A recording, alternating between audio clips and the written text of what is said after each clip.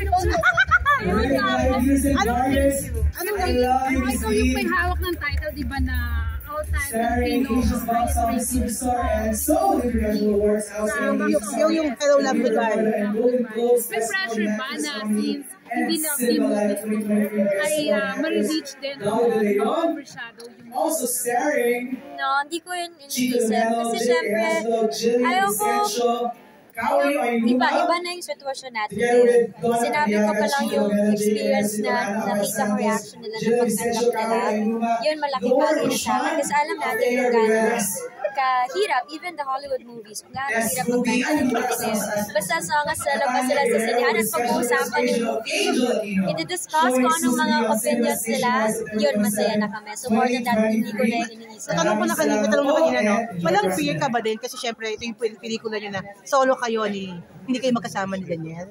Parang wala mo na yung love team ngayon? Kasi naging mutual yung decision na yun sa amin, ate.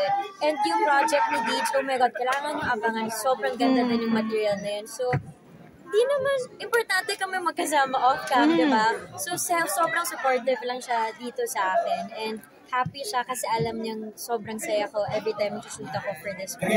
Nanalo ka sa sa award. Anong feeling mo lang, no? September 21 yung award. Tama ba? Yes, ate, lilipad ate before ng premiere. Okay, yes. Buti nga naayos yung schedule. So, nagbigay talaga kami time doon kasi syempre, they-recognize ABS and sila Derek May and everybody just to receive the award. So, I'm very happy kasi parang first award ko.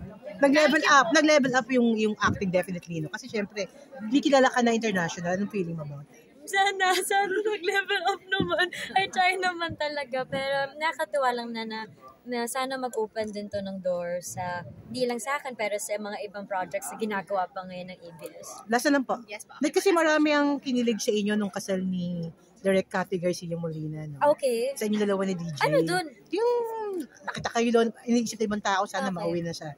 Level up na relationship and kasal and everything. Ano lang reaction mo ba? Wala, tagal pa ate. Kasi ngayon, andito kami sa peak namin ni Deej na kailangan namin magtrabaho. Especially may bahay na pinagawa, ang daming gastos. And then parang alam din namin sa sarili namin na hindi pa time yun. And open kami about it.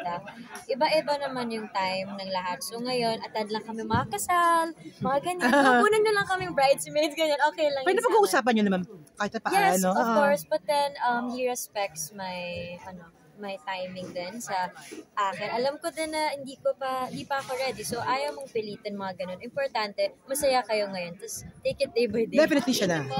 Pwede ako na kung mabait siya, oo naman siya. Kahit kanina nabanggit mo lang yung about imperfections. Yes, ate. I just want to clarify, kung ito bang mga nag-viral recently about your vaping incident is part of the movie? And how do you feel na may mga kumalat na ganito? Well, una, sad ako na may video about it kasi parang yung privacy ko. But then, it happened. So, okay lang kung nangyari and kung ginagawa ko yun or hindi ko ginagawa ko lang ba yun sa movie? Hindi naman i-define yung pagkatao. It won't make me less of a person. So, I guess yun, depende na lang yun sa mga tao. But yeah, abangan nyo na lang din yung movie and sana it won't happen again. Kasi kailangan din namin sometimes yung privacy and personal space namin. Yeah. Thank you so much. Maraming salamat, Kat. Thank you.